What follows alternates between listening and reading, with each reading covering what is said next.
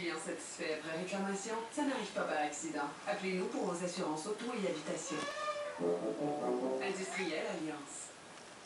Vous ciblez sûrement ce couple de Drummondville qui a dû se battre avec l'administration municipale qui voulait l'empêcher de cultiver un potager devant sa maison. Eh bien, le conseil municipal s'apprête à modifier son règlement pour permettre ce type de jardinage urbain. De toute évidence, leur combat aura porté fruit. Marie-Pierre Cormier. Comme l'été dernier, carottes, piments, tomates, bétacardes seront de nouveau à l'honneur sur l'entièreté de la cour à vent de José Michel. Nous, on s'est battus pour regagner ce droit-là. Après presque un an de pression sur Drummondville, ce couple de jardiniers urbains a obtenu gain de cause. La ville emboîtera le pas à 4 autres villes québécoises. Elle autorisera l'aménagement de potagers en façade de maison. C'est certain qu'on est super contents. On fait un pas en avant en faisant ça. Jeudi passé, on a reçu un appel de la ville en disant qu'il nous invitait à une conférence de presse pour pouvoir dévoiler les règlements modifiés, amendés. L'an dernier, José Michel se lançait dans ce projet. Une première. Saint-Charles-de-Drummond, où il demeure, tolérait cette pratique. Mais avec la fusion à Drummondville, le couple a perdu ce droit. On leur exigeait de gazonner 30% de cette surface et de libérer l'emprise de la ville. C'est vraiment mardi qu'on va connaître tous les détails entourant cette nouvelle réglementation. Mais de ce que Drummondville a dévoilé au couple, c'est que les potagers pourront désormais empiéter sur l'emprise de la ville. Ça, c'est cette zone, environ un bon 7 pieds du trottoir au terrain. C'est-à-dire rien à modifier pour l'aménagement de leur potager. Ils deviendraient même la référence. Autour de ce potager-là, ils ont établi des règles dans le cadre Drummond. Vous êtes l'exemple à suivre. C'est ce qu'on nous a dit. José et Michel sont les seuls à Drummondville à avoir opté pour le potager en façade plutôt que les traditionnelles plates-bandes. Malgré la modification de la réglementation, vous allez être les seuls à Drummondville qui va avoir un potager en façade? Ah non, je pense pas. Ça va faire des petits, comme on dit. On verra si les citoyens suivront leur tendance. Marie-Pierre Cornelier, TVA Nouvelles, Drummondville. Le long week-end de Pâques a été assombri par 3 accidents mortels qui sont survenus sur les routes de la province. Le premier survenu samedi quand un homme d'une quarantaine d'années est mort à la suite d'une violente collision frontale avec un camion sur la route 139 à Granby. Les 2 autres victimes ont péri dans des accidents à Saint-Jérôme hier et à Lillet ce matin. Malgré tout, ce bilan correspond à la moyenne des dernières années. Lors des 5 congés pascaux précédents, la SQ a enregistré 17 accidents mortels sur son territoire. À Saint-Jean-sur-Richelieu, une agression qui a toutes les allures d'un règlement de compte est survenue cet après-midi sur la rue Mercier, dans un bâtiment bien connu des policiers. 3 suspects se sont introduits chez la victime qui a été battue à coups de barre de clous. L'homme de 32 ans qui souffre de lacération au visage est en mesure de contacter les services d'urgence. Bien que la victime est aménagée dans ce logement il y a à peine un mois, le voisinage a remarqué qu'il y avait beaucoup d'actions à cette adresse. Avec du monde qui avait là en haut. Quand je suis arrivé, ça criait. On disait que vous réussissez à entendre? Non, c'est ça, des bruits, des cris, là, ça parlait pas, là, ça brassait. Là. J'ai évacué mon auto. Après ça, j'ai rentré, là, la police est arrivée. Je me suis sonné souvent ici la police en avant. Là. Vous avez rendez-vous avec Denis Lévesque après le bulletin. Denis, vous recevez l'aventurier Jean Béliveau. Oui, Jean Béliveau a fait le tour du monde à pied pendant 11 ans. Il est revenu l'an dernier, il était venu me raconter son expérience. Il vient de lancer un livre et il y a plein d'anecdotes là-dedans. Il est avec nous donc ce soir. Je reçois également Marc Hervieux qui vient de lancer un album qui est le plus vendu au Québec actuellement. Et il nous raconte son parcours, un parcours exceptionnel. Il a décidé qu'il abandonnait son entreprise qui était très prospère en informatique, en graphisme, et il s'est lancé dans le champ classique alors qu'il n'avait aucune connaissance et il nous raconte ça et on se délecte. Merci. Attends. L'inquiétude est montée d'un cran à la réserve autochtone de Béjiwan en Haute-Mauricie, où la Sûreté du Québec assure maintenant la sécurité. Hier, l'entente sur la prestation des services de sécurité publique dans les communautés autochtones est arrivée à échéance sans qu'aucune autre entente ne soit conclue avec le Conseil des Atikamekw de la réserve. Les policiers de la communauté ont donc cessé leur travail, forçant du coup l'arrivée de la SQ sur le territoire. L'unique vignoble à offrir un vin de Naspet au Québec semble avoir gagné son pari. On a beaucoup de monde aussi pour l'Ontario, qu'on est dans la nation de Vermont. Une autre première pour le pape François qui se recueille sur la tombe de son tout premier prédécesseur. Gagnant du titre de meilleur achat de Consumers Digest 4 ans d'affilée. Voici le Chevrolet Equinox. Il s'adapte à toutes les saisons et à toutes les situations. Avec un rendement éco-énergétique remarquable et le titre IHS, choix sécuritaire par excellence. Il couvre tous les angles de votre vie. Et pour une durée limitée, pendant l'événement plein gaz Chevrolet, obtenez une carte d'essence de 500 $, plus un rabais de 2000 $ sur l'Equinox. Le Chevrolet Equinox.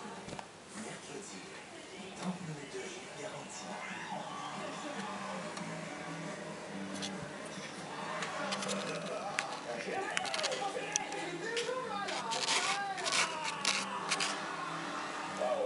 C'est mon petit côté italien. Mercredi 21h30. Tu t'attends un peu con? C'est mon petit côté français.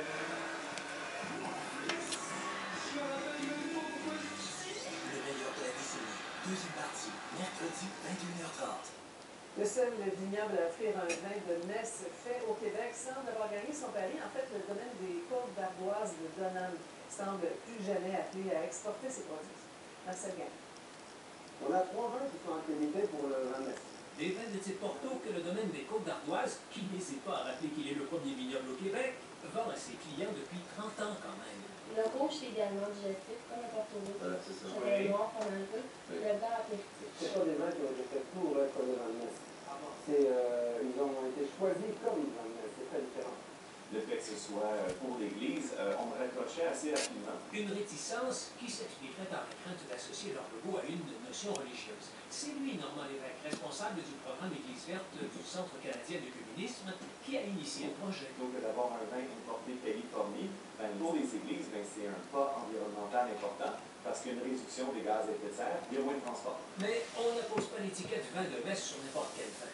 Le vin choisi pour apporter à l'hôtel, ça doit être du vin naturel, de raisin, sans ajout. Et que les sceptiques se ravisent sans prestil d'ajouter. On a associé souvent le vin de messe avec la piquette, mais c'est pas le cas, pas pour le vin de messe québécois. Sans ajout soit, mais fort en alcool, 16,5%. C'est pour ça, entre autres, que les églises le choisissent. C'est parce qu'ils peuvent se conserver très longtemps. Généralement, les prêtres ne mettent pas une grande quantité de vin dans la coupe. Ils ne créent pas la dépendance. Pas encore, non. Et bien qu'il en coûte plus cher de se tourner vers le vin de messe québécois, On a beaucoup de noms aussi pour l'Ontario, comme les Vermont. à quelques jours de la fête de Pâques, le directeur d'Église verte s'est rappelé les premières réactions de l'évêque de Saint-Hyacinthe lorsqu'il l'a authentifié. Il a dit, mais il est excellent. Je crois que ce vin de messe va améliorer la dévotion au Québec. Marcel Gagnon, TVA Nouvelle. Au Vatican, le pape François a rendu une visite à son plus célèbre prédécesseur et s'est recueilli sur la tombe de Saint-Pierre. Le Saint-Père a aussi eu droit à une visite guidée de la nécropole située sous la basilique Saint-Pierre, devenant le tout premier pape à visiter l'endroit. Il a également prié sur les sépultures de Pie XII et Jean-Paul Ier. Plus tôt en journée, le Saint-Père s'est adressé à des dizaines de milliers de fidèles réunis sur la place Saint-Pierre en ce lundi de Pâques. Et un événement pour le moins inusité en Californie. 9 personnes ont été blessées après qu'un homme soit rentré dans un magasin Walmart avec sa voiture avant de s'en prendre aux clients qui étaient à l'intérieur. L'homme a verrouillé sur une dizaine de mètres à l'intérieur du magasin avant de descendre de sa voiture. Il s'est ensuite mis à frapper sur les gens avec un objet. Les témoins sont alors intervenus pour l'arrêter. Selon la police, l'homme était sous l'effet de drogue au moment de l'incident. Dans 30 secondes, le DJ français David Guetta soulève la foule au bal en blanc, une soirée qui ne manquait ni de couleur ni de rythme.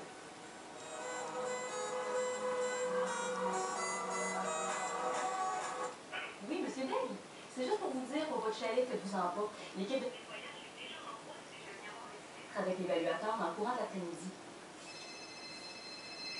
C'est mon père. Allô, papa? T'as appelé à la capitale? Oui? Ils sont vraiment gentils, hein, ces gens-là? Les experts en font toujours plus, c'est ça l'engagement de service de la capitale. Et économisez gros en combinant vos assurances avec le forfait Sérégué au 1-888, la capitale. À Montréal, les pistes de danse du Bal en Blanc n'ont pas dérougi l'année dernière. C'est que les danseurs avaient rendez-vous avec un DJ de réputation internationale qui a été à la hauteur des attentes. Bénédicte Lebel.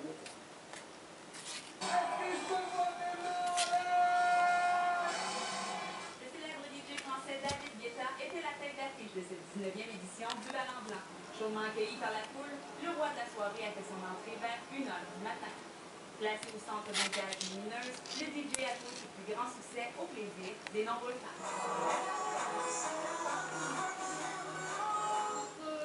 Ghetto, ils ont embarqué, là. Pouf, pouf, pouf, pouf. Hey, Ghetto, oublie ça, c'est une machine. Ça a été un succès, là. Il a joué pas mal des mix qui existaient déjà. C'était vraiment intéressant. Pour ceux qui avaient une baisse d'énergie, la conception visuelle confiée à Moment Factory leur donnait un deuxième souffle. Près de 15 000 personnes ont trouvé les nombreuses pistes de danse installées au Palais des Congrès. Si certains ont décidé de quitter vers 9 h, d'autres ont plutôt décidé de puiser dans ce qui leur restait d'énergie et de danser jusqu'à la fin. Et même s'ils bougeaient depuis des heures, les danseurs voulaient en profiter au maximum. Moi, c'est mon premier, c'est pas mon dernier. Vous savez rendu quelle heure? Non. On veut pas être en bas. J'adore la musique électronique, c'est vraiment le fun. Puis en plus, pouvoir danser comme ça, on aime ça. Encore une fois cette année, la sécurité était omniprésente sur les lieux. Mis à part quelques personnes qui se sont vues refuser l'accès après une fouille, aucun événement n'est venu troubler la fête. Après 15 heures de danse continue, les participants quittent